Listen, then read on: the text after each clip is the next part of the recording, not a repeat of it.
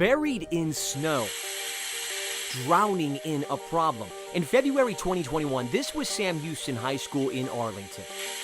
And like so many other Texas buildings, Winter Storm Uri froze pipes, causing them to burst, and water everywhere. These are drying fans, is what these are. And the guy Arlington ISD turned to on short notice to fix this mess? The smell was just awful. Robert Jordan and his company, RJ Construction. Jordan is a former Arlington School District grad, a hometown kid who built a multi-million-dollar company out of the back of his truck. Imagine a bunch of dirty diapers sitting for a week in a sopping wet mess. The pictures show it all. Jordan says he and his 37 employees spent 11 days in the school working 24/7 to minimize damage and speed return of students. 450,000 square feet, he says. You said you brought truckloads. 18-wheelers worth, yeah. Drying it out with industrial equipment like this. We were finding rooms that were wet, that sat wet for a week. Jordan says this emergency work could have cost $2 million, but he gave what he calls a sweetheart price. I gave you a hometown discount, about $1.1 million. But the word sweetheart, not how Jordan or his employees would describe the district today. Yeah, we did work in February. I think they pay us by now. So we're here tonight to just get paid for the services that we rendered during the storm in February.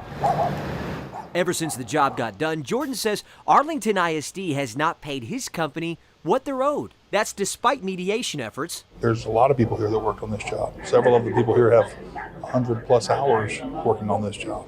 Despite protests at board meetings. You guys signed a contract. You guys need to honor that. Despite a lawsuit now moving through the courts that has wound up in mediation again. I had no voice, had no choice at that point. Take a look. In March, Jordan sent district officials an invoice for the work, $1.2 million, as he said. But Director of Plant Services William Horn wrote Jordan an email saying, since RJ Construction was not on the district-approved bid list or any of our established cooperatives, it is necessary to obtain approval from the Board of Trustees for payment. You see, most districts keep at the ready an exclusive pre-approved list of contractors so that they don't have to put out every single construction project for a bid, which can eat time. But since RJ was called in to do emergency repairs, the Board of Trustees had to approve that $1.2 million check, and still never happened. Jordan has yet to be paid what he says he's owed. Now he's locked in a legal battle. The district doesn't claim work wasn't completed correctly.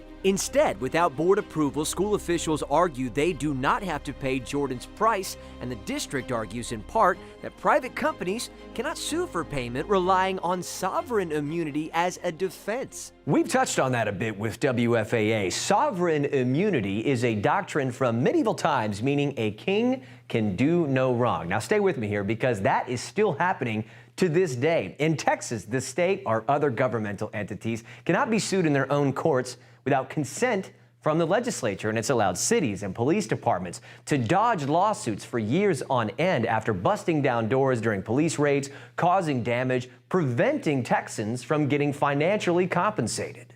They're saying in the courtroom that there's sovereign immunity, that they're the government, they don't have to pay their bills, and that this is frivolous and that we should be paying their attorney's fees because we sued them for non-payment of the work we completed.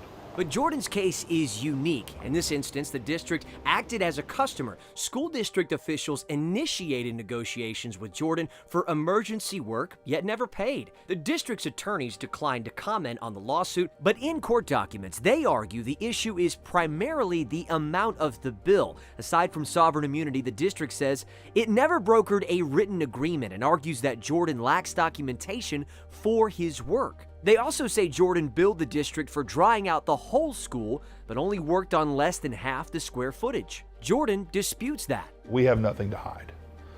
There's nothing to hide here. We were asked to do a job and we did the job.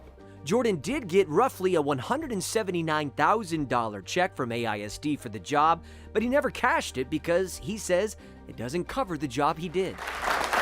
Like so many in these meetings, Jordan isn't afraid of confrontation or the battle ahead, but he's disappointed. I'd like my invoice paid and I'd like my attorney's bills paid. And I think that's fair, and we can all move on from that. In Arlington, I'm Matt Howard.